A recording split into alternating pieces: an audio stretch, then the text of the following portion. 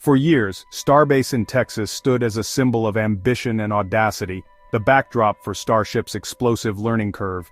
Each fiery test flight was more than just a spectacle, it was a lesson in resilience, a testament to the relentless pursuit of progress. The desert air would crackle with anticipation, and every launch, whether triumphant or tragic, pushed the boundaries of what was possible. The early launches were dramatic, unforgettable moments that captured the world's attention. But every rapid, unscheduled disassembly, as SpaceX famously called them, gave us data no simulation could match. Each explosion was a puzzle piece, revealing flaws and opportunities, and fueling the drive to improve. The first 3 launches of 2025 tested our resolve and patience. Each one ended in failure, and with every setback, public doubt grew louder. The world watched, some with hope, others with skepticism, as the dream of a fully reusable rocket seemed to slip further away. Critics quickly labeled it the Starship explosion curse, questioning not just the technology, but the very philosophy behind our bold, iterative approach. Headlines speculated about wasted resources and impossible dreams, while experts debated whether such rapid prototyping could ever succeed in spaceflight.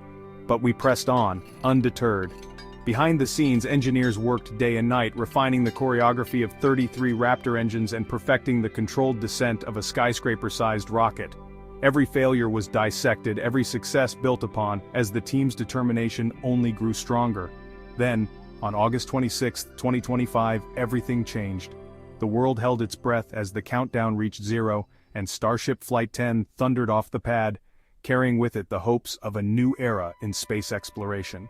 The 10th flight's flawless ascent and booster splashdown marked a turning point.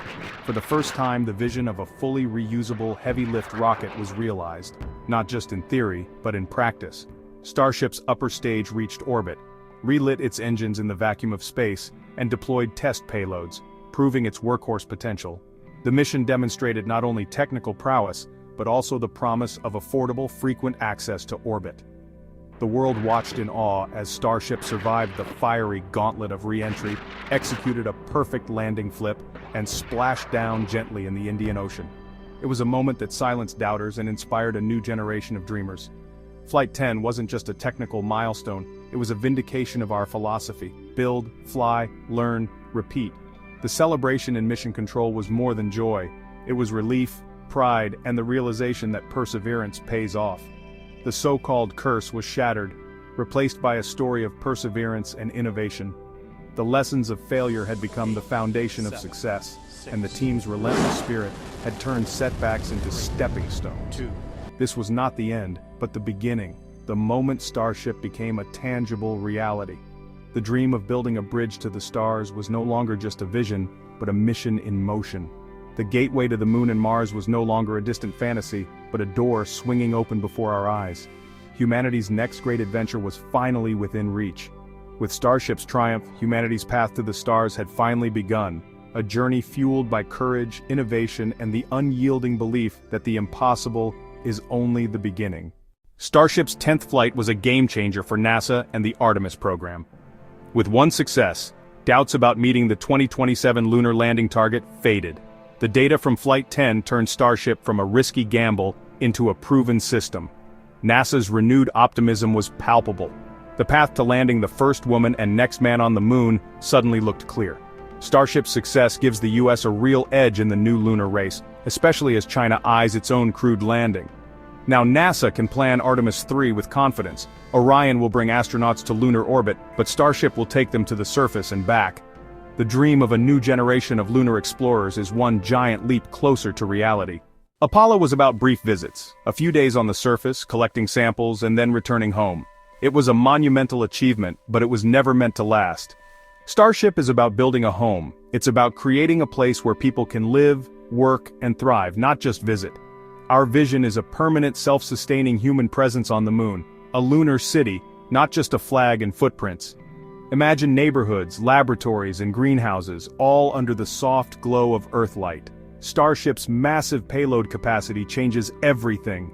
For the first time, we can send habitats, equipment, and supplies in a handful of flights, making large-scale construction possible. This is the difference between camping and colonizing. No longer are we limited to small, temporary shelters. we can build real infrastructure. Imagine hundreds living and working on the moon, scientists running long-term experiments, engineers extracting water, and teams developing new technologies for life beyond Earth, and building with lunar materials, using regolith to create habitats, roads, and even greenhouses for food production. In situ resource utilization will make a lunar settlement sustainable, reducing reliance on Earth. Water ice can be turned into air, drinking water, and even rocket fuel. Flight 10 validated the technology to make this possible, proving that we can land heavy payloads safely and reliably. Artemis III will prove the door is open. It's the first step toward a new era of lunar exploration and settlement. The flights that follow will bring the infrastructure and pioneers to stay, laying the foundation for a vibrant lunar community. Starship is more than a lander, it's a freighter, habitat, crane, and reusable transport rolled into one, designed for versatility and long-term use. The moon is poised to become a thriving extension of humanity. The future starts now, and the next giant leap is just beginning. Flight 10 was just the first step. The next is mastering orbital refueling. Starship can't reach the moon and back on a single tank. It needs to be refueled in low Earth orbit. That means launching a fleet of tanker starships, each transferring cryogenic propellant in zero gravity. This has never been done at such scale, and it's a massive engineering challenge. Dozens of launches must happen in quick succession, demanding airline-like reusability and speed. The recent static fire of booster B-15 shows our commitment to this rapid cadence. Former NASA Administrator Jim Bridenstine called orbital refueling a potential bottleneck, and he's right, it's a huge leap. But every great advance was once impossible. We're tackling this head-on, because refueling isn't just for the moon, it's the key to the entire solar system. Starship's return has reignited the debate. Should the moon be seen as a sprint or a marathon for humanity's future? Some want a quick win, boots on the moon before China, even if it means cutting corners or taking bigger risks. Others, like us, believe sustainability and long-term vision matter more than just speed. Mastering orbital refueling is hard, but it's the game-changer that enables a true lunar base and, one day, a thriving city on Mars. The fastest way to a permanent presence is a fully reusable system. Starship leads the way. Winning the race by skipping steps would be hollow. We're building a highway to the stars, not just a shortcut. Flight 10 proves our marathon pace is picking up, and we might just win the sprint too, after all. Starship's success sent shockwaves through the space industry. Optimism soared. Experts hailed it as proof that the design and rapid development process work. The focus now shifts to scaling up, more flights, more milestones, and the next big challenge, orbital refueling. But seasoned veterans urge caution. The road ahead is still full of hurdles. Achieving a rapid launch cadence, perfecting cryogenic transfer, and landing uncrewed on the moon are all monumental tasks. These voices aren't naysayers, they're realists who know spaceflight is unforgiving. The journey from one successful test to a human-rated lunar system is long. Optimism fuels ambition, caution ensures safety. We need both to reach the moon and beyond. Starship's splashdown wasn't an ending, it was the starting gun. This single flight marked the dawn of a new era, a moment when the impossible began to look inevitable. The world watched as Starship returned safely, but for the teams at SpaceX and NASA, it was just the first step in a much larger journey. Now the focus is on rapid, repeatable launches and the next milestone, an uncrewed lunar landing. Factories are humming, assembly lines are moving faster, and every launch brings us closer to routine access to space. The goal is to make spaceflight as reliable as air travel, with starships launching, landing, and relaunching in quick succession. Before astronauts fly, we must prove Starship can land and lift off from the moon autonomously. This means perfecting every system, running countless simulations, and learning from every test. Each uncrewed mission is a rehearsal, a chance to refine the technology and ensure safety for future crews. This will be the ultimate dress rehearsal for Artemis III, and a historic achievement in its own right. Success here will prove that humans can return to the lunar surface and that we have the tools to stay and explore further than ever before.